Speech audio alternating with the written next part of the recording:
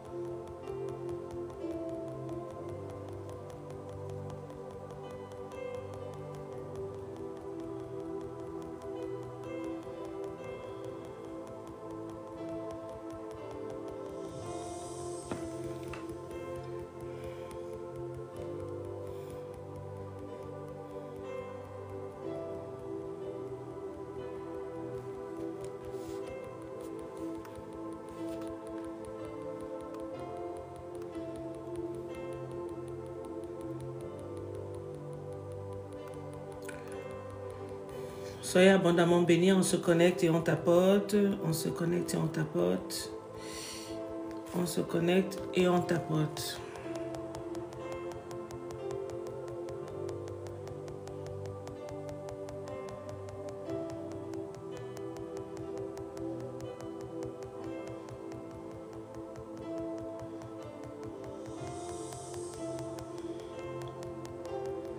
J'ai un petit verset à vous proposer.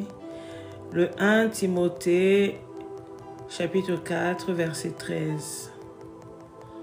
Il est écrit, jusqu'à ce que je vienne, applique-toi à la lecture, à l'exhortation, à l'enseignement. Le Seigneur ici nous demande, jusqu'à ce qu'il revienne, nous devons nous appliquer à la lecture, à l'exhortation, à l'enseignement.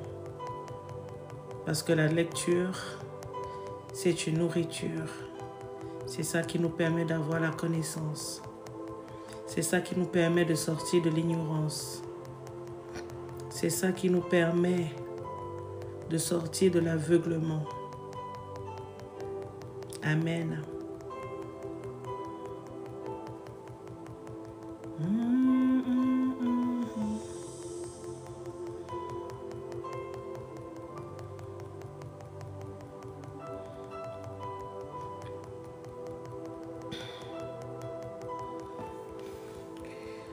Ah, Seigneur.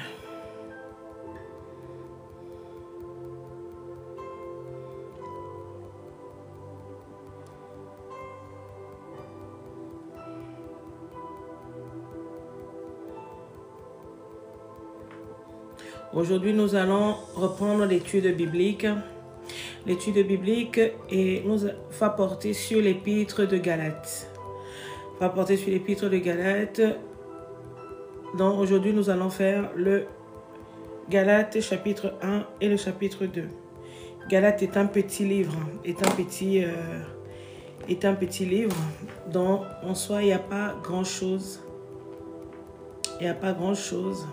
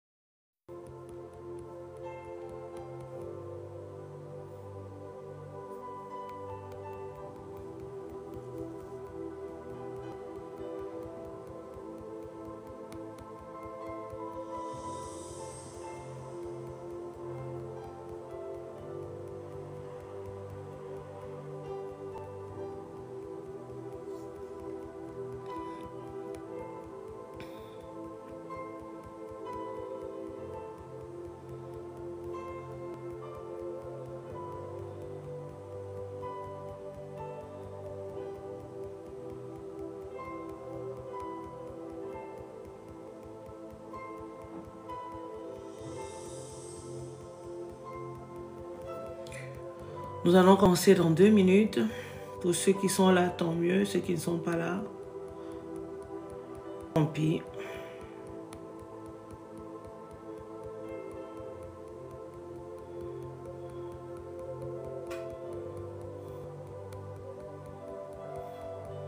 Le peuple de Dieu, les enfants de Dieu doivent sortir de la distraction.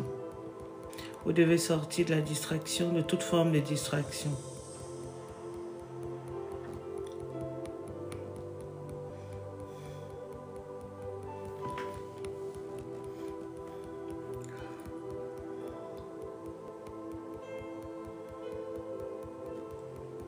Pour ceux qui sont là, connectez-vous, partagez. Nous allons partager la parole de Dieu. Il nous appelle à s'appliquer dans la lecture, dans l'exhortation, dans l'enseignement pour pouvoir grandir. Parce que le but ici, c'est de grandir. Grandir, grandir, ne pas demeurer des bébés spirituels, mais être des hommes et des femmes spirituels tout simplement, qui ont la connaissance, qui ont l'intelligence spirituelle, qui ont les yeux spirituels, qui fonctionnent avec le spirituel et non avec la chair. La chair qui dit chair dit charnel. Et j'ai fait une lecture hier dessus, un enseignement dessus hier, sur qui est chrétien. Comment un chrétien doit-il se comporter? Un chrétien est différent d'un païen. Un chrétien est différent d'un homme charnel. Un chrétien doit respecter la parole de Dieu, doit marcher selon la parole de Dieu. Il ne doit pas faire du sacréchisme. C'est vraiment être en accord avec la parole de Dieu. Nous allons confier ce temps au Seigneur afin qu'il règne, afin qu'il nous conduise pendant ce temps de partage. Et nous allons demander au Seigneur, si tu avais des questions que tu te posais, Shalom Mélanie, nous allons demander au Seigneur de répondre à tes questions à travers ces lectures qu'on fait. Donc comme j'ai dit, on reprend le mercredi les lectures et le dimanche soir, les lectures. Donc nous allons confier ce temps au Seigneur afin qu'il règne, afin qu'il le conduise. Éternel des armées, le roi des rois, le Messie des messies, le souverain des souverains, Papa, je viens te présenter, Père éternel, mon roi. Ce temps, Papa, dans ta présence, tu nous as demandé, Papa, de nous appliquer, en attendant ton retour, de nous appliquer dans la lecture, dans l'exhortation, dans l'enseignement. Tu nous as demandé, Père éternel, Papa, de nous nourrir, car ton peuple périt faute de connaissance. La connaissance, tu nous l'as donnée, mais on ne l'acquiert pas, on ne l'apprend pas, parce que nous sommes distraits, nous sommes portés par les choses de ce monde. La majorité des enfants sont encore faits de chair, ils sont purement charnels, ils ne s'attardent pas à chercher à nourrir leur esprit, afin de pouvoir guérir, afin de pouvoir grandir et de guérir. Père éternel, mon roi, je viens te demander, Père éternel, Papa, d'être présent ce soir. Que ton onction soit présente, que ton onction déborde, que ton onction localise chacun de tes enfants ici présents ce soir. Que ton onction coule sur chacun de tes enfants. Que ton onction coule pendant ce temps de partage. Que ton onction coule sur ce réseau, Père éternel, mon roi. Que toute forme d'attaque, de balles, de flèches, de missiles, de persécution dirigée contre ta servante soit nulle et sans effet, et que cela retourne d'où ça vient. Maintenant et par le nom tout-puissant de Jésus. Par le nom de Jésus, Père éternel, mon roi. Je suis ta fidèle servante, ta domestique. Fais taire ma chair afin que ce soit toi et toi seul qui règne. Conduis-moi pendant cette lecture. Enseigne-nous, ô Père éternel. Enseigne-nous, Père éternel, car tu es le meilleur enseignant qu'il soit. Tu es le meilleur éducateur qu'il soit, Père éternel, mon roi. Éduque-nous, enseigne-nous, Père éternel, mon roi. Sois loué, sois exalté, sois magnifié. Que la gloire te revienne, Père éternel, mon roi. Sois exalté, sois glorifié, Père éternel, mon roi, sois magnifié maintenant et par le nom tout-puissant de Jésus. Amen. Donc nous allons lire 1 Galates. Excusez-moi, pendant que je priais, je suis entré autre part. Donc, nous allons lire 1 Galates, Galates aujourd'hui, Galates 1 et Galates 2. Donc, nous allons lire la parole de Dieu. Cette lettre vous est adressée par Paul, apôtre, non par une autorité humaine, ni par l'intermédiaire d'un homme, mais par Jésus-Christ et par Dieu le Père, qui l'a ressuscité. Avec tous les frères et sœurs qui sont avec moi, je salue les églises de la Galatie. Que la grâce et la paix vous soient accordées par Dieu notre Père et par le Seigneur Jésus-Christ. Christ s'est offert lui-même en sacrifice pour expier nos péchés, afin que nous, délivrés du monde présent dominé par le mal, il a ainsi accompli la volonté de Dieu, notre Père, à qui soit la gloire pour l'éternité. Amen. Quelqu'un peut m'écrire Galates 1 et 2, s'il vous plaît. Verset 6. Je m'étonne de la rapidité avec laquelle vous abandonnez celui qui vous a appelé par la grâce. Par la grâce, attendez. Par la grâce de Christ. Pour vous tourner vers un autre évangile. Comme s'il pouvait y avoir un autre évangile.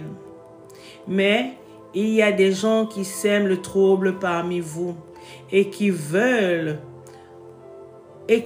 renverser l'évangile de Jésus-Christ. Eh bien, si quelqu'un, même nous, même un ange du ciel, vous annonçait un évangile différent de celui que nous vous avons annoncé, qu'il soit maudit.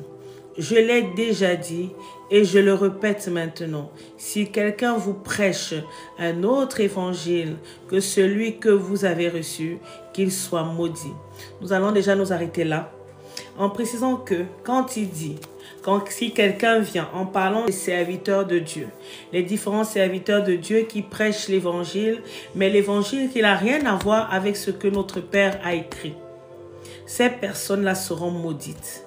Comme on dit, les faux serviteurs, les loups déguisés en agneaux, qui viennent prêcher les évangiles à la con, qui viennent dire qu'il faut ci, oh machin, qui viennent... Quand vous allez chercher Dieu, ce n'est pas le serviteur de Dieu que vous cherchez. Vous allez dans une église, dans un ministère, pour chercher la face de Dieu. Il faut bien l'écouter.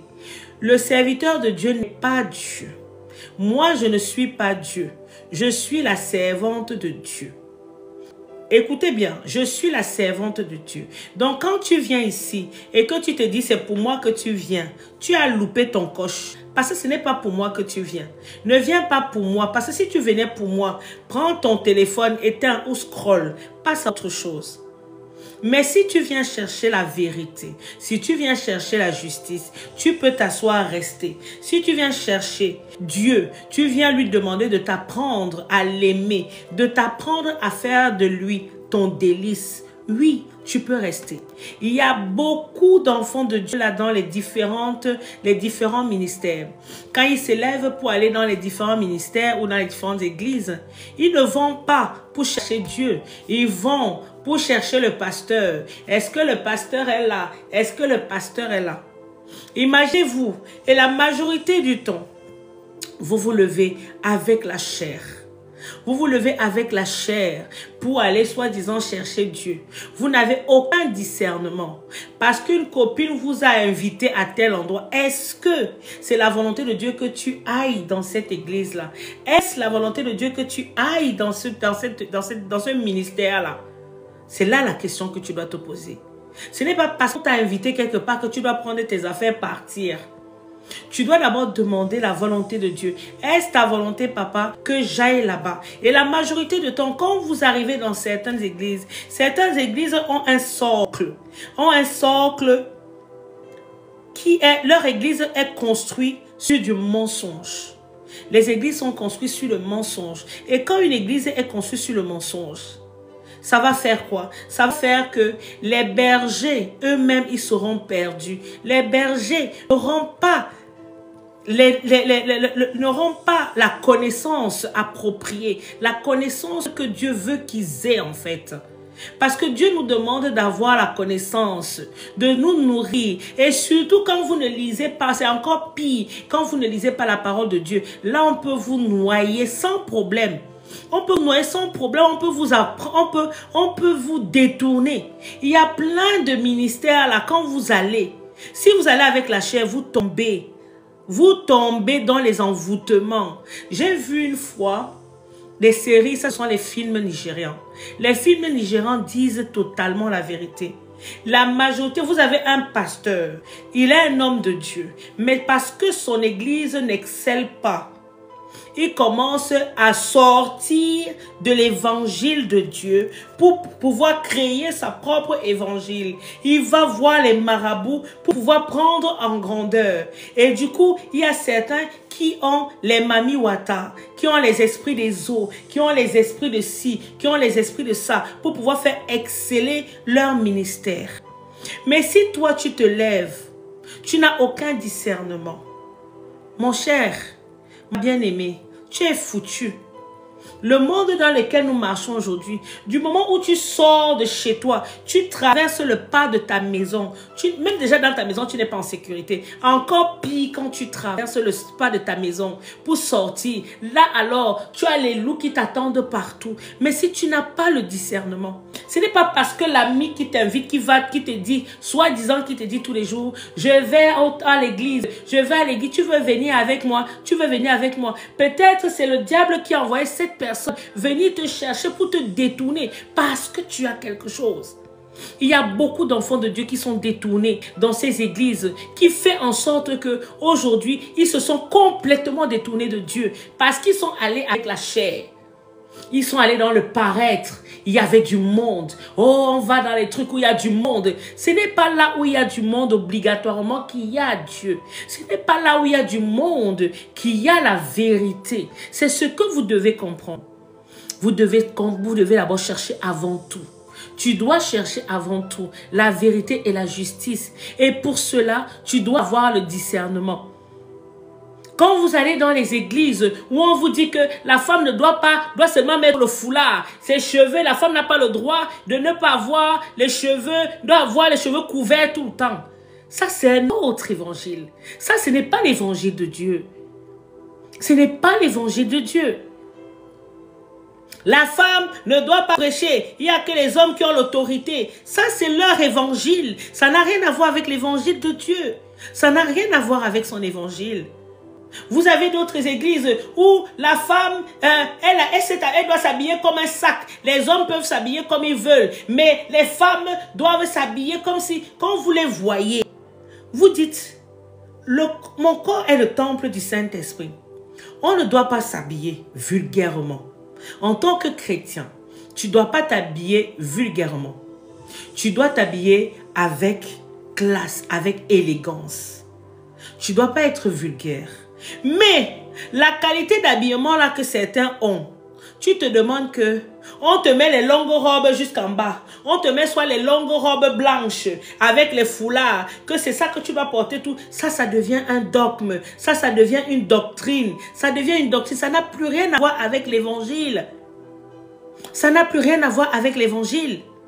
Dieu n'a pas mis quelque part que tu ne dois pas mettre les ongles. Dieu n'a pas mis quelque part que tu ne dois pas te maquiller. Dieu n'a pas mis quelque part que tu ne dois pas t'habiller, mettre ton beau costume.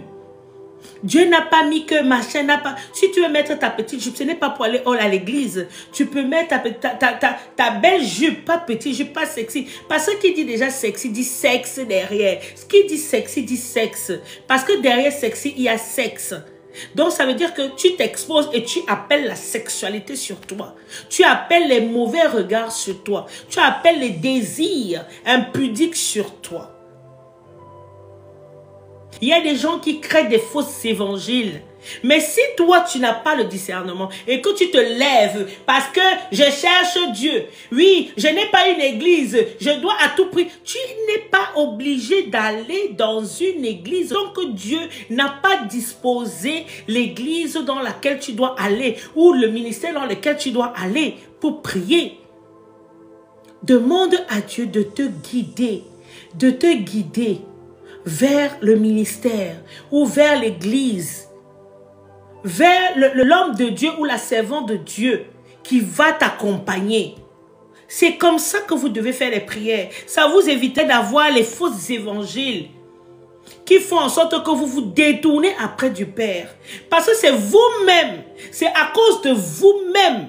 Vous donnez la main à l'ennemi, l'ennemi va prendre. Moi, en tant qu'humaine, on me donne la main, je prends. Ce que tu me donnes, je prends. C'est comme ça que l'homme est. Si vous servez quelqu'un dans un plateau, quand il ne va pas manger, il va manger. Donc, ayez un petit peu le discernement. Non, on ne sort plus, on ne va plus dans les choses n'importe comment. On ne va pas dans les choses, on ne se lève pas de chez soi. Tu peux rester chez toi.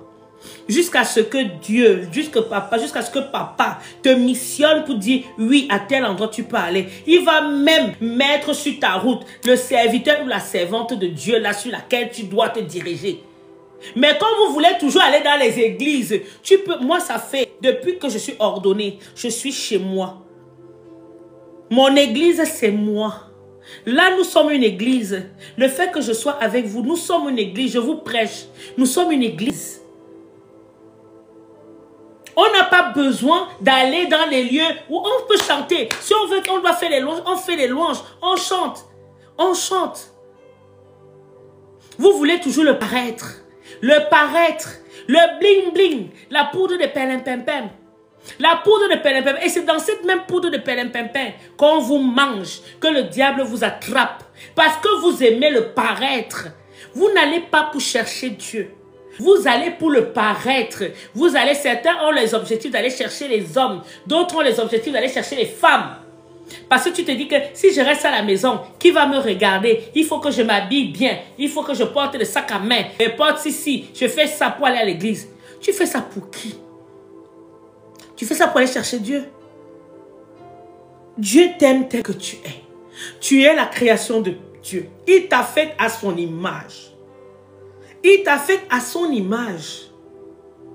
Apprends déjà à t'accepter. Assieds-toi chez toi. Pose tes fesses. Assieds-toi chez toi. Demande à papa. Je prie à la maison. C'est vrai que le fait de prier en groupe, c'est très important, c'est bien. Mais ce n'est pas n'importe quel groupe. Ce n'est pas n'importe quel groupe, ce n'est pas n'importe quelle assemblée. C'est bien de prier en assemblée. C'est très bien, c'est une bonne chose. Mais vaut mieux être seul que d'être dans une assemblée où il y a les vampires, où il y a les serpents, où il y a les mamiwata et consorts. Vaut mieux que tu restes chez toi. Tu loues le Seigneur, tu mets ta musique. Si tu as tes enfants, tu apprends à tes enfants à prier, à louer Dieu. Voilà votre église. Déjà toi, tes enfants ou ton mari, vous êtes déjà une église. Voilà. Toi et tes enfants, vous êtes déjà une église. Vous êtes déjà une église. Les gens ont mis dans la tête que l'église, c'est le mur, c'est les 4 murs. L'église, ce n'est pas... Quand Jésus même prêchait, il ne prêchait pas dans les temples. Il était toujours dehors. Il marchait dehors, dans les marchés. Il évangélisait, il prêchait dehors. Il ne restait pas enfermé dans les quatre murs. Il ne restait pas enfermé. Arrêtez, sortez de la poudre, enlevez vos voiles. Ça, c'est la distraction que le diable fait. C'est le diable qui fait ça. Vous cherchez les endroits paraître, pour avoir des faux évangiles. Et après, on va vous dire que le pasteur a dit, vous avez vu. Moi, j'ai toujours dit, je peux dire quelque chose, je n'ai pas la connaissance infuse. Si je dis quelque chose, et quand je sais que je ne sais même pas, je préfère me taire. Je préfère me taire que d'aller inventer les choses. C'est pareil, quand j'ai commencé les lives, on me parlait des prophéties. Je ne fais aucune prophétie si ça ne vient pas du Seigneur. Si je peux être en train de lire et la prophétie sort comme ça, la flèche. La prophétie, ça ne vient pas de ta chair. La prophétie, c'est l'Esprit de Dieu qui donne la prophétie. Ce n'est pas la chair. Vous êtes des abonnés. Vous cherchez, vous allez dans les églises pour chercher les prophéties. Comme si vous cherchez les voyants, les marabouts qui vont vous dire, décrypter vos vies. Ce n'est pas ça. Et après, vous vous retrouvez avec les démons. Vous vous retrouvez avec des choses derrière vous. Des choses qui ne glorifient pas Dieu. Et vous êtes les premiers à pleurer. Parce que c'est toi-même qui ouvre la porte. C'est toi-même qui ouvre la porte. C'est toi qui donnes le bâton pour qu'on te tape. Ce n'est pas quelqu'un d'autre. C'est toi-même qui donne le bâton pour qu'on te tape. Parce que tu veux faire comme les autres. Quand tu es né, est-ce que tu es né avec quelqu'un? Tu es né seul. Quand tu vas mourir là, tu vas mourir seul. Le salut est individuel. Le salut n'est pas un salut de groupe. Moi, je le dis souvent sur mon groupe. Je viens, je fais ce que j'ai à faire. Maintenant, tu es là, tant mieux. Tu n'es pas là, tant pis. Le salut est individuel. Tout ce que je demande, c'est le respect, la bienséance, la bienveillance. C'est tout ce que je demande. Mais le salut est individuel. Quand nous allons nous positionner là pour être jugés, tu ne seras pas jugé au même titre que moi. Parce que tu ne sais pas ce que moi j'ai fait. Vous êtes des suiveurs, des suiveurs, des suiveurs, des suiveurs et des suiveurs. Jusqu'à quand ça va durer? Les gens sont là. Dès que vous allez sur TikTok, vous regardez un homme prêcher, un serviteur de Dieu prêcher. Si vous voyez qu'il y a la même chose que les églises, si vous voyez que le serviteur de Dieu là, a beaucoup de personnes, c'est là que vous entrez. Qu'est-ce qu'il vous dit? Quand vous entrez là, qu'est-ce qu'il vous dit que c'est un serviteur de Dieu? Est-ce que vous avez demandé, papa, est-ce que l'homme que je vois ou la femme que je vois qui prêche là, même moi je m'inclus dedans. Est-ce que vous avez demandé, est-ce que la femme là ou l'homme là qui prêche ça vient de toi? Si elle ne vient pas de toi, scroll. Parce que c'est comme ça que vous allez recevoir des mauvaises paroles. Vous allez avoir des envoûtements à travers les écrans. L'écran, l'image que vous voyez là, c'est la magie. Qu'est-ce que vous ne comprenez pas? Et c'est pour ça qu'on vous donne des faux évangiles. On vous donne des faux évangiles. On vous donne des faux évangiles. Et après, à la fin des fins, vous venez pleurer. Oh, le pasteur a fait ci. Le pasteur a fait ça. Quand vous avez un pasteur qui se lève pour dire que moi, je demande l'argent. Oui, il faut demander. Une fois, j'écoutais un prêche. Et puis, j'entends la personne dire, oui, il faut faire une donation de 500 €, de 1000 €. On commence par 1000 €. Je dis que c'est quoi? C'est quoi ça? Depuis quand on demande une somme de 1000 €, ceux qui ne peuvent pas vous donner 500 €, ceux qui, les étudiants, vous donnez 100 €. Depuis quand? Depuis quand? Je n'ai jamais entendu ça. Tout simplement parce que je connais la parole de Dieu. Mais toi qui ne connais pas la parole de Dieu, tu vas rester comme ça, tu vas dire que mais, je dis, ce sont des escrocs. Et tu vas mettre tous les pasteurs, tous les serviteurs de Dieu dans le même panier. Pourtant, Dieu ne nous demande pas. Dieu ne nous demande pas. Dieu te demande de payer ta dîme. Dieu te demande de faire tes offrandes, tes actions de grâce. Ce sont les choses qui sont importantes.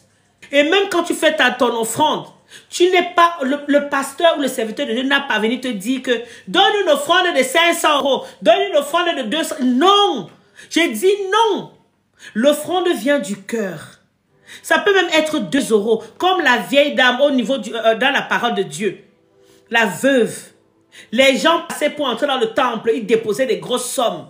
Elle est venue, elle a déposé les quelques pièces qu'elle avait dans son sac. C'est ce qu'elle a déposé. Parce que ça venait du cœur. Tu peux déposer 500 €, tu peux déposer 1000 €. Mais si c'est pour te vanter, c'est caduc. C'est caduc. Mais tu peux déposer, tu peux faire une offrande de 1 €. Les 1 € là, parce que ça vient de ton cœur. Dieu agresse ces 1 € là. Donc quand vous allez écouter les fausses doctrines, que ce soit à la télé, que ce soit sur les réseaux, que ce soit même dans les églises, vous avez des églises, des serviteurs de Dieu dans les églises qui persécutent les bergers.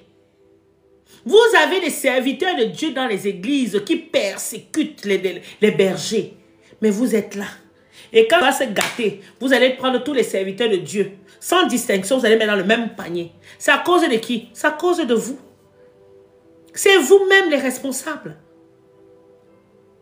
Il dit, la personne qui vient avec une évangile contraire à la sienne, il sera maudit. La personne qui vient avec une évangile contraire à la sienne sera maudite. C'est simple. C'est simple. Tapotez, s'il vous plaît. On ne cherche pas le midi à 14 h. Tu viens avec une évangile contraire à celle du Seigneur. Tu seras maudit. Je vous ai fait une vidéo qui est sur YouTube avec chercher l'esprit de discernement. L'esprit de discernement. Ayez l'esprit de discernement. Quand vous vous levez pour aller quelque part, ayez l'esprit de discernement. Demandez le discernement tous les jours à notre papa. Parce que le dehors là, le dehors, le dehors, les chats ne sont même plus gris. Mais là, les loups, les serpents, les vipères, les dragons, tout ça c'est versé dehors. Et si tu n'as pas le discernement, quand tu sors là, tu es la lumière, comme la parole de Dieu disait hier dans Matthieu 6. Tu es la lumière de ce monde. Et cette lumière doit toujours briller. Si la lumière là finit par s'éteindre, tu tombes dans l'obscurité. Donc ça veut dire que tu repars dans le monde. Tu dois briller, que quand tu arrives quelque part, on te regarde comme ça, là, comme un serpent. On te regarde comme une sorcière ou comme un sorcier. Parce que celui qui t'accompagne est plus fort. Celui qui t'accompagne est plus puissant. Tu ne crains rien. Tu écrases. Tu es là comme ça. Tu es dans un endroit. Tu peux être dans un supermarché. Tu peux être, peu importe, même dans un restaurant. Tu es là assis dans le cœur.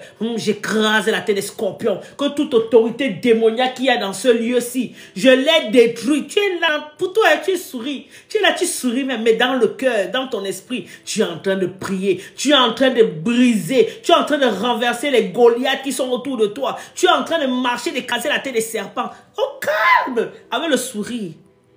Avec le sourire au calme. Mais ça, il faut avoir le discernement. Il faut avoir le discernement. Nous allons continuer dans le 10. Qu'en pensez-vous maintenant?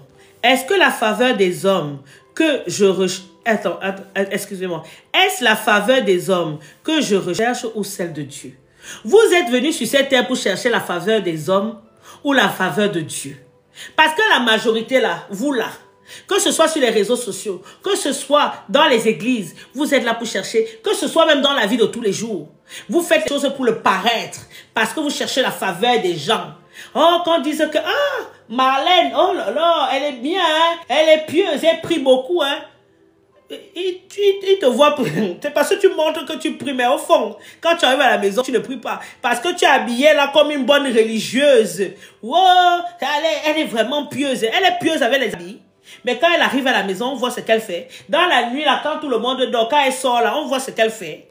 On voit ce qu'elle fait. Hein? Que la poudre de perlimpinpin. Est-ce que tu es venu sur cette terre pour plaire à l'homme ou tu es venu sur cette terre pour plaire à Dieu? C'est l'homme qui te... J'ai toujours tendance à dire aux gens autour de moi, c'est Dieu qui te donne le souffle de vie ou ce sont les hommes qui te donnent le souffle de vie? Tu es là, tu passes ton temps à vouloir plaire, montrer aux gens que... J'ai toujours dit, moi, si je viens aujourd'hui que j'ai envie de mettre mon foulard, et même mon foulard, si je veux poser ma perruque sur la tête, je pose ma perruque. Si j'ai envie de faire, si je mets même mon pyjama, je viens m'asseoir pour faire l'enseignement. Ce n'est pas le pyjama qui fait l'enseignement. C'est moi qui fais l'esprit qui est en moi, qui fait l'enseignement. Du moment où je délivre l'enseignement, c'est le plus important. Le reste, là, je ne gère pas. Vous êtes content, vous n'êtes pas content. Je dis ma vérité. Vous êtes content, vous n'êtes pas content. C'est votre problème. Vous prenez, vous ne prenez pas. Chacun fait comme il veut. Chacun fait comme il veut. Si vous n'avez pas le discernement, moi je dis toujours, si vous n'avez pas de discernement, ne restez pas ici. Si vous entrez dans mon live parce que vous venez regarder, parce que je ne parle pas de Balthazar, parce que je ne parle pas de Pididi, parce que je ne parle pas de Niasman, ou de Woubi, ou de machin truc. Pardon. Ici, il n'y a pas de distraction. Ici, ici, on enseigne. Ici, on donne la connaissance. Ici, on ouvre les yeux. Ici, on est juste. On est juste. La vérité fait mal. Mais tu dois te dire que papa dit dans le verset 10, est-ce que tu es là pour faire la faveur, de rechercher la faveur des hommes ou chercher celle du Père? C'est la question que tu dois te poser. Et après il dit, mon désir est-il de plaire aux hommes?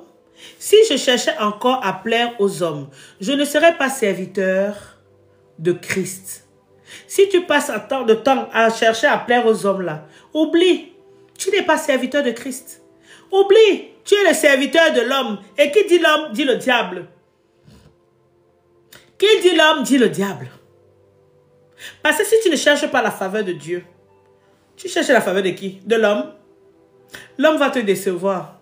L'homme est fluctuant, ondoyant et divers. L'homme est changeant. L'homme est variable. L'homme change, il est variable. Aujourd'hui, ça peut être vert. Demain, ça peut être rouge. La personne que tu croyais qui t'aimait au point que, machin, qui te montrait le love, love, love. Demain, on te dit que c'est la personne là. La même personne qui te montrait le love. La même personne te déteste au point où il est capable de te tuer. C'est comme ça l'homme. Et quand tu cherches à plaire à l'homme là, il faut t'attendre à ça. La même personne que tu aimes est capable de te prendre le couteau et t'empoigner. Et t'empoigner avec sans problème, no stress. La même personne que tu dis ma copine, machin, est capable de prendre le poison, mettre dans ta nourriture, tranquillement. Parce que tu cherches à plaire. Parce que tu veux le voyez-moi. Voyez-moi, voyez-moi, je suis loi, voyez-moi. Voyez-moi, voyez-moi. Ton voyez-moi là, ça va te laisser derrière. Cherche à plaire à celui qui te donne le souffle de vie. Cherche à plaire à celui qui te donne la grâce d'être en bonne santé, d'être là où tu es aujourd'hui. Ne cherche pas les faveurs des hommes, cherche les faveurs de Dieu. Parce que les faveurs de Dieu sont plus importantes. Dieu ne te laissera jamais tomber. Là où l'homme s'arrête, Dieu lui continue. Dieu lui s'arrête pas. Papa, il sera toujours là, dans les bons comme dans les mauvais moments. Dans les moments de détresse, comme dans les moments de joie, il sera toujours là. C'est celui-là qui ne va jamais t'abandonner. Il suffit de l'appeler, il vient. Moi, je me rappelle pendant que je vous parle ici, je me revois. Quand j'ai été brisée, je me retrouvais dans ma chambre, à genoux. Je priais en pleurant. Je disais, papa, j'ai besoin de toi. Regarde comment mon cœur saigne. Regarde comment mon cœur a mal. Regarde, je sentais mon cœur partir en miettes. Je dis, papa, regarde comment mon cœur est en miettes. Mon esprit, tout ce que mon esprit avait envie de mettre. Je mettais les chansons religieuses. Je chantais, je pleurais, je chantais. Je dis, papa, viens à moi. Jusqu'au jour où papa a utilisé quelqu'un à côté de moi pour me dire que toi, tu passes le temps à chercher l'amour des hommes.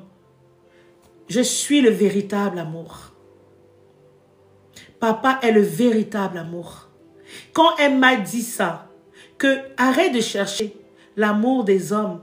Arrête de vouloir, quand on dit homme, c'est homme avec grand H. Arrête de chercher l'amour des hommes. Arrête de chercher la faveur des hommes. Cherche ma faveur. Cherche mon amour. À partir de ce moment, quand j'ai dit Seigneur, c'était pas tomber dans un océan vide. C'était tomber là, j'étais allongé ici dans mon canapé, en pleurs. J'écoutais les chansons, je pleurais. Dès que j'ai écouté ça, je me suis levée, je me suis assise.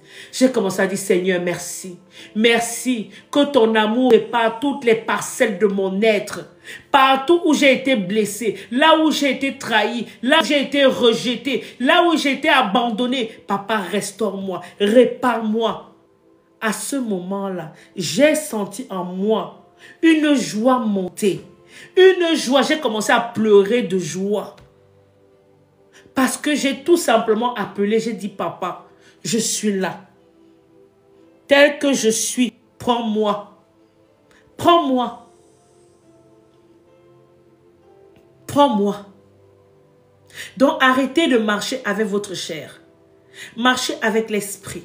Cherchez les faveurs du Père avant tout. Cherche comment plaire au Père avant tout. Arrête de chercher les faveurs des hommes parce que tu seras toujours déçu. Les trahisons, les injures, les empoisonnements, même ta propre famille, même ton sang. Ton premier ennemi, c'est ton sang. It is your blood. Your first enemy, it is your blood. It is your family. Your first enemy. Ton premier ennemi, c'est ta famille, c'est ton sang. On dit toujours, on n'est jamais quoi? On n'est jamais prophète chez soi. Moi, je ne suis pas prophète chez moi. Même les amis qui m'entourent ici, là, me minimisent. Les gens qui m'entourent ici, là, où je suis, là. J'ai beau dire que je suis servant de Dieu, là. Ils s'en foutent, mais ils ne connaissent pas la grâce qu'ils ont. Ils ne savent pas la grâce qu'ils ont d'avoir un serviteur de Dieu auprès d'eux. Ils ne savent pas ça. Ils se foutent. Heureusement que jusque-là, on ne m'a pas encore manqué de respect. Mais ils se foutent. Mais je reste seulement là. L'humilité précède la gloire. Je reste là, je souris. Ce n'est pas toi, ce n'est pas du forcing. C'est le Seigneur qui dispose des cœurs de chaque personne. Tout ce qui m'intéresse, c'est de chercher la faveur de mon Père. Tu veux m'accepter en tant que serviteur de Dieu, tant mieux. Tu ne veux pas m'accepter en tant que serviteur de Dieu, it is your problem and not my problem. It is your problem. Je suis là en train de chercher la faveur de papa. Et comment je cherche la faveur de papa? Il a dit dans 1 Timothée, chapitre 4, verset 13, « Jusqu'à ce que je vienne, applique-toi à la lecture, à l'exhortation et à l'enseignement. » C'est ce que je fais jusqu'à ce qu'il revienne. Je m'applique à la lecture, je m'applique à l'exhortation, à vous exhorter. Je m'applique à vous enseigner. C'est ce que je fais. Et m'enseigner moi-même. Parce que les enseignements que je vous donne, je me les donne aussi. Ça me permet de comprendre des choses que je n'avais pas compris auparavant. Tu n'es pas venu sur cette terre par ta grâce. Tu es venu sur cette terre par la grâce du Père. Tu es là sur cette terre présentement par la grâce de Dieu. Et la grâce de Dieu est un don. Donc comme toi tu crois que c'est acquis, quand il va te briser les pieds, là tu vas comprendre. Là tu comprendras. Parce que oui, notre papa, il punit. Vous connaissez l'histoire de Job. Je vous invite à aller lire l'histoire de Job. Il n'a pas puni Job, mais il a laissé le diable persécuter. Il a dit, je te le laisse, mais ne le tue pas, ne prends pas sa vie. Mais je te le laisse. Pour que tu comprennes que c'est lui qui est aux commandes de toutes choses. Même ta vie que tu tiens là, tu dis que ma vie, ta vie ne t'appartient pas. Ta vie ne t'appartient pas. C'est ma vie, c'est ma vie, c'est ma vie. Elle ne t'appartient point. Elle appartient au Seigneur. S'il veut, tu bouges. Il y a des gens, quand ils vont... Il y a des gens... Nous sommes à 22h, il est 22h, 1 minute. Il y a des gens qui n'ont pas pu voir 22h. Il y a des gens qui n'ont pas pu voir 22h, qui ont fait clic, qui sont partis. Il y a des gens qui n'ont pas pu voir 22h. Si toi, tu es là 22h avec nous, là, tapoter. Si tu es là 22h avec nous, là, ça veut dire que tu as la grâce du Père. Il y a des gens qui sont morts par les persécutions. Parce que pour une petite température comme ça, les enfants qui disparaissent, les gens qui disparaissent, on enlève. C'est un qu'on va zigouiller par-ci, par-là. Vous croyez que quoi? Que c'est pas vous? Vous croyez que vous êtes des super, hyper, je sais pas quoi? Cherchez la faveur. Bien-aimé, cherchez la faveur de Dieu. Arrête de chercher la faveur des hommes. Nous allons continuer notre lecture. Dans le verset 11, tapotez s'il vous plaît. Dans le verset 11, il dit, « Je veux que vous le sachiez, frères et sœurs, l'évangile que je vous ai annoncé n'est pas le fruit d'une pensée humaine. Car je ne l'ai reçu d'aucun homme. Personne ne me l'a enseigné. C'est Jésus-Christ lui-même qui me l'a fait connaître par une révélation. » Ce n'est pas un homme qui enseigne. C'est Jésus-Christ qui enseigne. C'est Jésus-Christ qui révèle. C'est Jésus-Christ qui nous dit quoi dire. En fait, qui ne nous dit même pas, qui parle seulement. C'est Jésus-Christ qui parle seulement. Parce que mon corps est le temple du Saint-Esprit. En réalité, ce n'est pas moi qui vis dans ce corps. Moi, je ne suis qu'une enveloppe où l'Esprit de Dieu vit dedans. Je ne suis qu'une enveloppe où l'Esprit de Dieu vit dedans. Aussi simple. Il fait ce qu'il veut. Moi, tout ce que je dois faire, c'est bien entretenir cette enveloppe. C'est bien entretenir cette enveloppe. M'éloigner de toute forme d'impudicité. Vivre dans une vie de sanctification. Marcher selon la parole de Dieu. C'est tout ce que moi j'ai à faire là. Respecter sa parole. Plus je fais ça, plus il se manifeste en moi. Plus il prend, il grandit. Plus et plus. Verset 13. Vous avez entendu parler de ma conduite passée, quand j'étais adepte du judaïsme. Vous savez avec quel fanatisme je persécutais l'Église de Dieu, dans le but de la détruire. Dans la pratique du judaïsme, j'allais plus loin que la plupart des Juifs de ma génération. Et j'étais bien plus zélé que pour les traditions que j'avais reçues de mes ancêtres. Mais Dieu m'avait mis à part dès avant ma naissance. Et dans sa grâce, il m'a appelé à le connaître. Vous comprenez ce qu'il dit? Il était le plus grand persécuteur. Il y a des gens comme ça, hein, qui sont... Moi, je me rappelle, avant de naître de nouveau, je disais que Jésus-Christ, pardon, c'est le Jésus-Christ des Blancs. Ah, il faut laisser. Ce sont la religion des Blancs. Ça n'a rien à voir. Ah, là, là, là, là, là, là. Je croyais en Dieu. Je croyais en Dieu. Je savais que Dieu était là. Dieu était puissant. Mais le truc de Jésus-Christ, là, c'était pas pour moi. J'ai dit, les gens qui me parlaient, j'ai dit que pardon. J'étais même couché à l'hôpital, à l'article de la mort. On est venu prier pour moi que accepte Jésus. Et dit que Jésus, que moi j'accepte mes ancêtres. Ce sont mes ancêtres qui me protègent. Manque de connaissance. Mais j'ai su par la suite, comme il le dit, que dès ma naissance, il m'avait choisi. Il fallait que je passe par tous ces trajets-là pour pouvoir me retrouver là où je suis aujourd'hui. Là où je suis tout simplement aujourd'hui. Et je lui rends gloire de m'avoir choisi depuis ma naissance.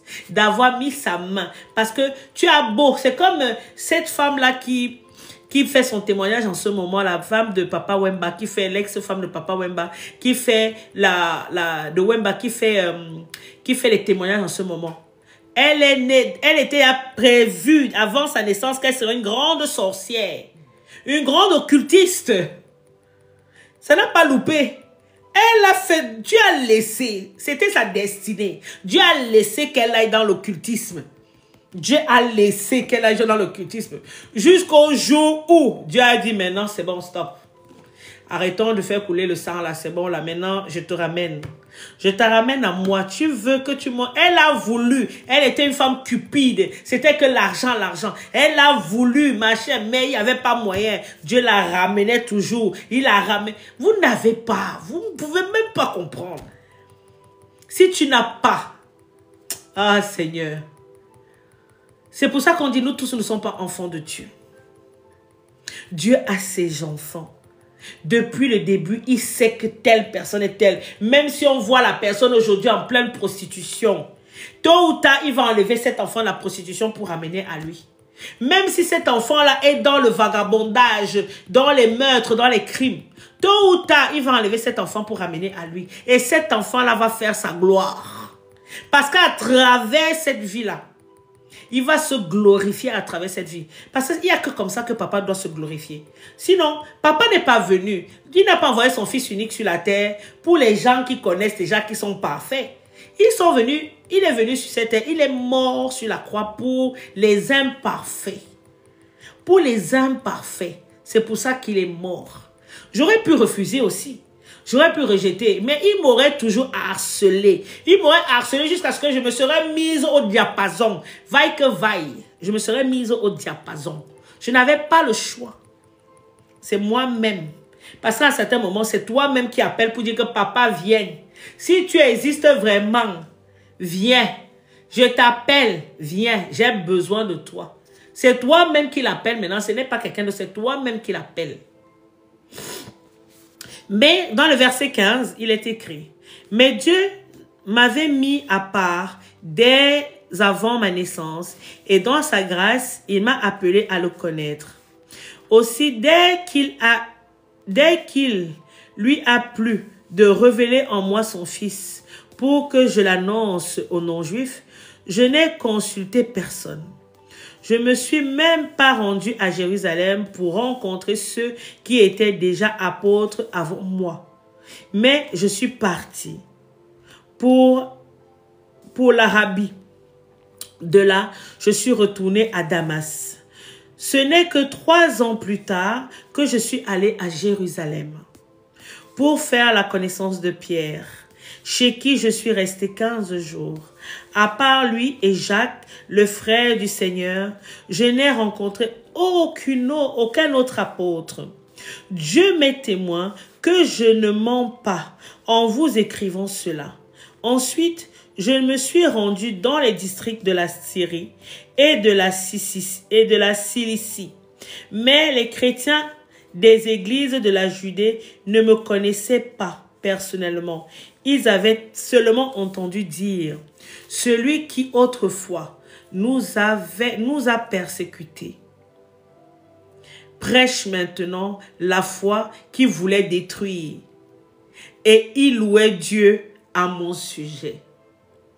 Parfois, ceux qui nous persécutent là. J'ai vu un film hier, par la grâce, c'est une sœur à moi qui m'a envoyé ça, qui m'a demandé de lire ça. Dans ce film-là, c'était l'enquête Jésus. Dans ce film-là, la femme a rencontré Jésus avant son mari. C'est un couple marié. Et ce qui se passe par la suite, c'est que dès qu'elle a rencontré Jésus, son cœur a changé. Son cœur a été rempli d'amour. Son mari ne comprenait pas jusqu'à aller menacer même la femme qui priait avec sa femme. Pour dire que je ne veux plus que ma femme parce que vous êtes dans une secte. Vous êtes dans une secte, je ne veux plus ça. Et c'est une histoire vraie, c'est tiré d'une histoire vraie. Je ne veux plus ça, je ne veux plus que vous approchiez ma femme, c'est dans une secte. Vous ne pouvez pas lui faire gober tout ce que vous voulez faire là. Il combattait sa femme. Il est parti jusqu'à enquêter pour parler, voir de la résurrection. C'est quoi cette histoire de la résurrection là? La résurrection, comment il a pu ressusciter? Comment il a pu ressusciter? Il allait voir les professeurs, il allait voir les psychologues, il allait voir les médecins. Tout cela était unanime. Tout cela, les écrivains, tout cela était unanime. Il reste comme ça. Il dit que wallahi, je ne sais plus quoi faire. Le résumé de tout ça, c'était quoi? Il y a un qui lui a dit tout cela, tout ce que Jésus a fait là, c'était quoi? C'était par amour. Quand il s'est assis vers la fin, il a commencé à penser à comment sa femme lui disait que même depuis que j'ai connu Jésus, je t'aimais avant. Mais depuis que j'ai connu Jésus, l'amour que j'ai pour toi est complètement différente. Avant, si je t'aimais par exemple 5, on va dire 5, aujourd'hui, je t'aime 1000. Elle dit à son mari, peu importe ce que tu fais, je t'aime. Je t'aime d'un amour que tu n'as même pas. Et ça, c'est l'amour agapéo. Je t'aime d'un amour que tu n'as même pas idée. Il reste comme ça. Le gars boit, il cherche, il fait ses recherches. Il dit que, moi, je ne comprends pas. C'est quoi ça? C'est quoi ça? La fin des fins. Il est resté comme ça. C'est là que Jésus l'a demandé que mon ami, là tu as beau chercher, je suis là devant toi. Pas à gauche, pas à droite, pas devant, pas derrière. Je suis là devant toi. Tu veux me persécuter parce qu'il y avait un problème. Il n'avait pas eu l'amour de son père. Son père est décédé entre-temps. Son père est décédé entre-temps. J'ai dit, il est resté comme ça. Resté après d'un coup. Il a commencé à revoir toutes ses recherches, toutes ses recherches. Il a commencé à pleurer. Tout ce qui revenait, c'était l'amour. L'amour, l'amour de Dieu. L'amour de Dieu.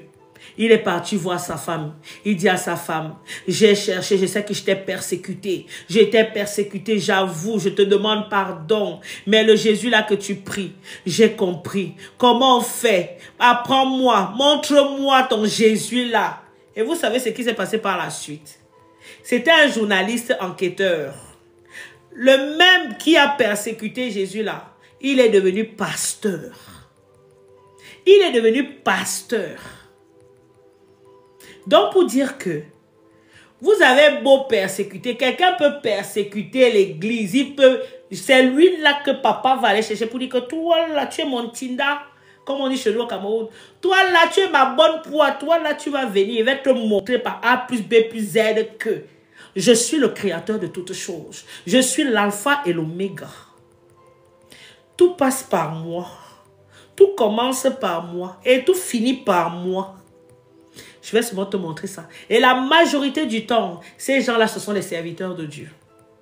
La majorité du temps, ce sont des serviteurs de Dieu. Comme il est dit là, très bien. Donc, nous allons continuer. Le chapitre 2. Chapitre 2. Ce n'est que 14 ans plus tard que je suis remonté à Jérusalem en compagnie de Barnabas. J'avais aussi amené Tite avec moi. J'ai fait ce voyage pour obéir à une révélation divine. J'y ai exposé l'évangile que j'annonce parmi les non-juifs. Je l'ai exposé dans un entretien particulier à ceux qui sont les plus considérés, car je ne voulais pas que tout mon travail passe au futur soit compromis. Or, Tite, mon compagnon, était d'origine païenne. Eh bien, on ne l'a même pas obligé à se soumettre au rite de la circoncision. Et cela malgré la présence de faux frères, les intrus qui s'étaient infiltrés dans nos rangs pour espionner la liberté dont nous jouissons dans nos unions avec Jésus-Christ. Ils voulaient faire de nous des esclaves. Mais nous ne leur avons pas cédé un seul instant, ni fait la moindre concession, afin que la vérité de l'Évangile soit maintenue pour vous. Quelle a été à cet égard l'attitude des personnes les plus considérées? En effet, ce qu'elles étaient alors m'importe peu, car Dieu ne fait pas de favoritisme. Eh bien, ces personnes-là ne m'ont pas imposé d'autres directives. Au contraire, ils ont constaté que Dieu m'avait confié la charge d'annoncer l'évangile aux non-juifs comme à Pierre, celle de l'annoncer aux juifs. Car celui qui a agi en Pierre pour qu'il soit l'apôtre des juifs, a aussi agi en moi pour que je sois celui des non-juifs. Vu que lui, c'était un persécuteur des Juifs à l'époque, là, lui, il est devenu l'évangéliste des non-juifs pour ramener les enfants du Seigneur auprès de lui, ramener les bergers de l'Éternel auprès de lui, auprès du bon berger. Ainsi, Jacques, Pierre et Jean, qui sont considérés comme colonnes de l'Église, ont reconnu que Dieu, dans sa grâce, m'avait confié cette tâche particulière. Cette grâce particulière, excusez-moi, c'est pourquoi ils nous ont serré la main à Barnabas et à moi en signe d'accord et de communion, et nous avons convenu ensemble que nous irons, nous, vers le peuple païen, tandis que se consacreraient aux Juifs. Ils nous ont seulement demandé de nous souvenir des pauvres, ce que j'ai bien pris soin de faire. Verset 11. Mais lorsque Pierre est venu à Antioche, je me suis opposé ouvertement à lui, car il avait tort. En effet, avant l'arrivée de quelques personnes de l'entourage de Jacques, il prenait part au repas commun avec les croyants non-juifs. Mais après leur venue, il s'est esquivé et s'est tenu à l'écart parce qu'il craignait les croyants d'origine juive. Comme lui, les autres chrétiens d'origine juive se sont mis eux aussi à cacher leurs véritables convictions, au point que Barnabas lui-même s'est laissé entraîner par leur dissimulation. Mais quand j'ai vu qu'il ne marchait pas droit selon la vérité de l'Église, j'ai dit à Pierre devant tous les frères, « Toi qui es juif, tu vis comme un croyant d'origine païenne. » C'est ce que je disais tout à l'heure. Il y a des croyants, il y a des chrétiens qui vivent comme des païens.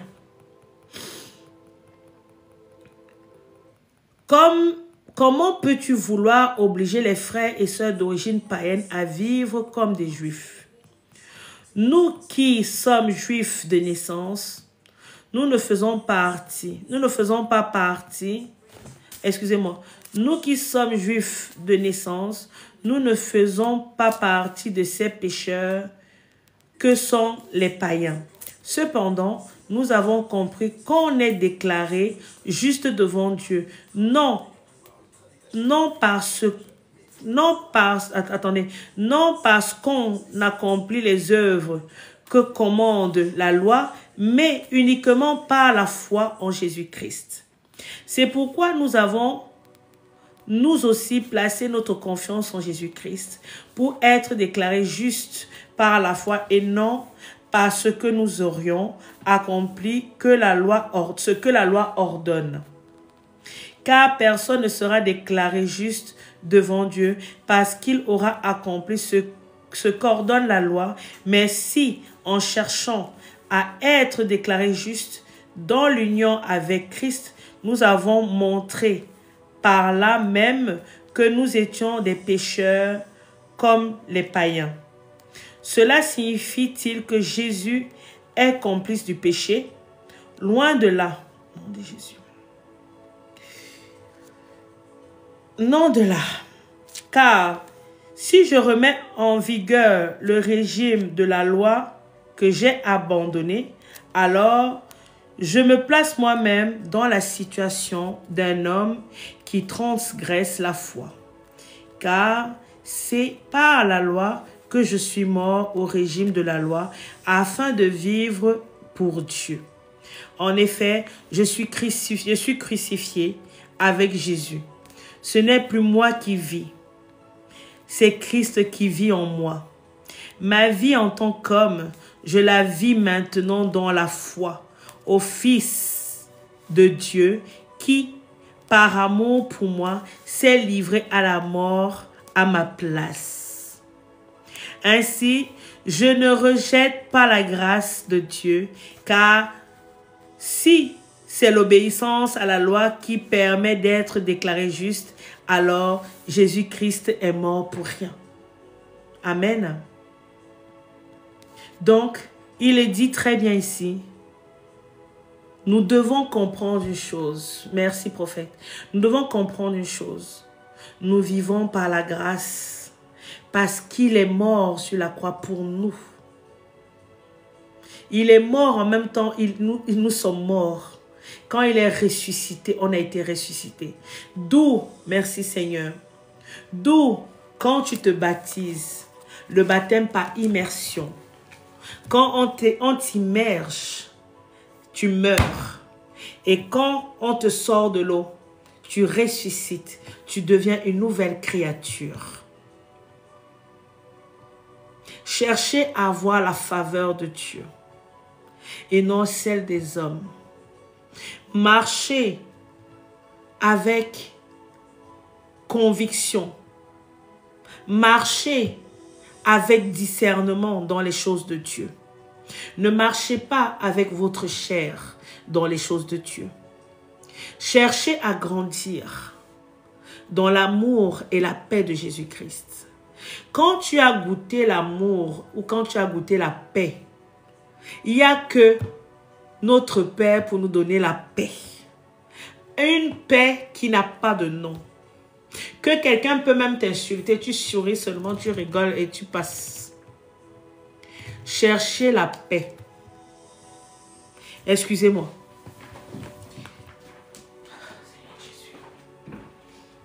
Tapotez, tapotez.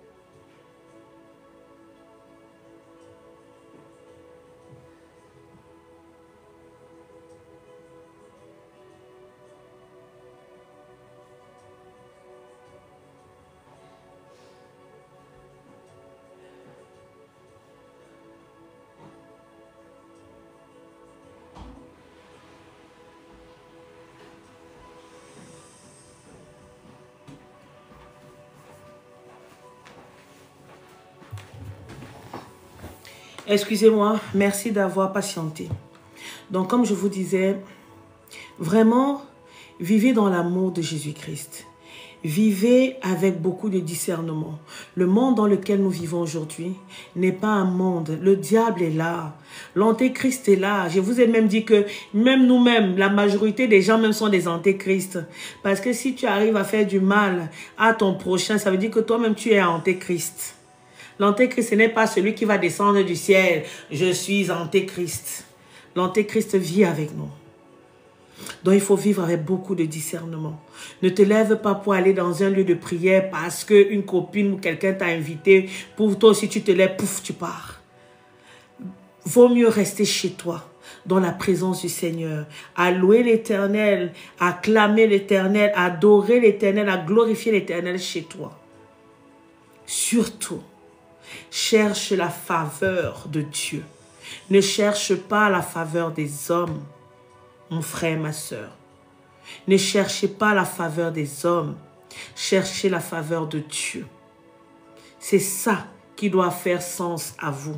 C'est ça que vous devez, comme on dit, vous entendez l'enlèvement, l'enlèvement, l'enlèvement. Oui, l'enlèvement est réel. Jésus arrive.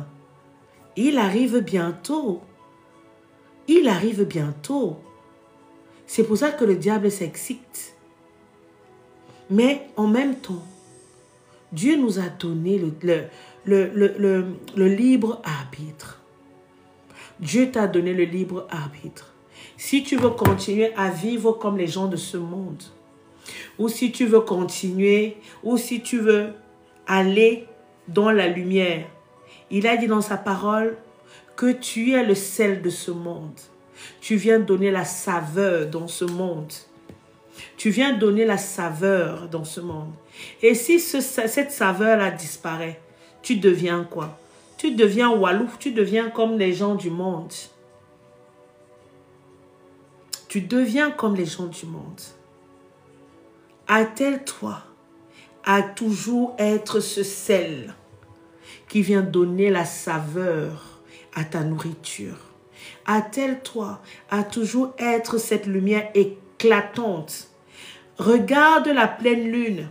Quand il y a la pleine lune, vois comment elle est éclatante. Vois comment elle est ébullition. Oh my God. Elle est just amazing.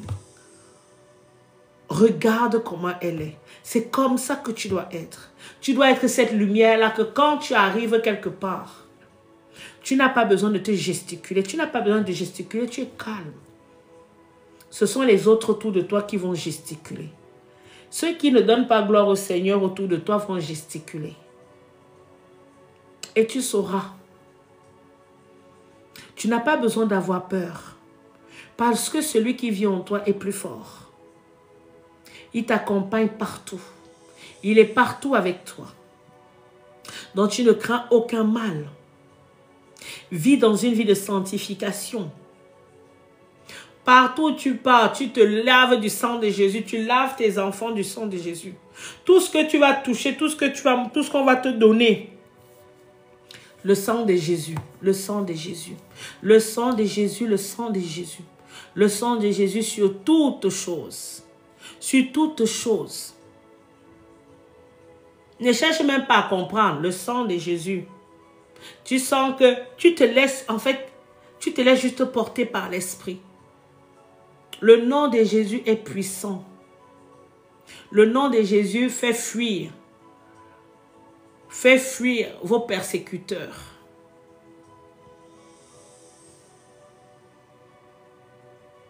Il suffit juste de dire le nom de Jésus. Ils commencent à trembler tous. Ils tremblent tous. Ils ont tous peur. Ils ont tous peur du nom de Jésus. Jésus est mort sur la croix pour toi. Pour que tu aies la vie éternelle. Ne l'oublie pas. Donc tant que tu vis avec lui, tant que tu marches avec lui, tu ne crains aucun mal, tu ne crains aucune persécution, tu ne crains rien. Tu ne crains rien. Parce qu'il est avec toi, il ne te laissera jamais seul. C'est pour ça que tu dois chercher sa faveur. Et non celle des hommes. Amen. Avez-vous des questions? Cet enseignement, comme d'habitude, je vais la mettre sur YouTube. Je vais la mettre sur YouTube par la suite. Donc, ceux qui n'ont pas pu avoir l'étude pourront aller la réécouter sur YouTube. Donc, n'hésitez pas à aller vous abonner sur mon YouTube qui est Prophétesse Milone. Et mettez le pouce bleu. Encouragez-moi. Je mets aussi des vidéos sur LinkedIn. Ah oui, moi je mets sur tout. Hein. Sur LinkedIn, je mets aussi sur mon Instagram. Pro Milone. Je crois que c'est Pro Milone. Prophétesse Milone. Il y a aussi sur, comment on appelle ça, sur un podcast. Par contre, le podcast, ça fait longtemps, je n'ai pas mis de nouvelles vidéos, mais les enseignements que j'ai déjà mis sur podcast, il faut les écouter. Prophétesse Milone sur Spotify. Allez écouter.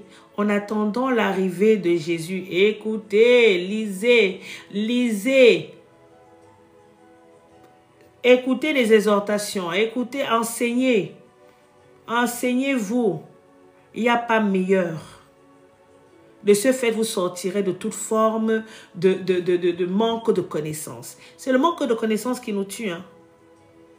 C'est le manque de connaissances. Mais on ne peut pas venir te mettre la nourriture dans la bouche comme un bébé tous les jours. À un certain moment, il faut que tu te lèves pour aller chercher. Achetez vos Bibles parce que d'ici peu, les Bibles se feront rares. Les Bibles en papier se feront rares. Achetez toutes les versions. Louis II, Semeur, et tatati, tatata. Moi, pour le moment, j'en ai 3. Il faut que j'achète une ancienne version. Mais achetez vos Bibles. Apprenez à vos enfants à lire la Bible. Lisez la Bible avec vos enfants. Enseignez vos enfants le dimanche, le jour du sabbat. Enseignez, vous faites des petits enseignements à vos enfants, de petites prêches à vos enfants sur l'amour, sur le pardon, sur la vie de sanctification, sur le fait de toujours aimer son prochain.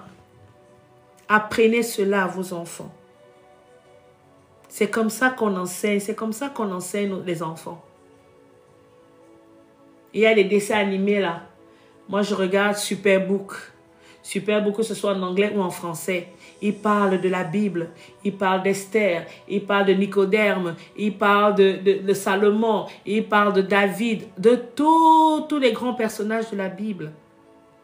Ça permet de faire grandir aussi la foi de votre enfant. C'est quand ils sont petits qu'il faut les nourrir. Afin qu'ils ne soient pas déstabilisés quand ils vont grandir. Afin qu'ils ne soient pas appâtés par le diable quand ils seront plus grands. Amen. Donc, avez-vous quelques questions ou pas? Ou c'est bon pour vous? Merci à ceux qui étaient là ce soir. On se redonne rendez-vous dimanche soir pour la suite. Donc, ça sera le chapitre 3 et le chapitre 4 de Galates. Si vous avez des questions, n'hésitez pas à m'envoyer un message en privé. Je me ferai le plaisir de vous répondre. Soyez abondamment bénis et passez une bonne nuit sous la couverture de l'Éternel et que le sang de Jésus vous couvre. Que la paix et l'amour et la joie de Jésus-Christ soient votre partage. Par le nom tout-puissant de Jésus. Amen. Au revoir. Good night.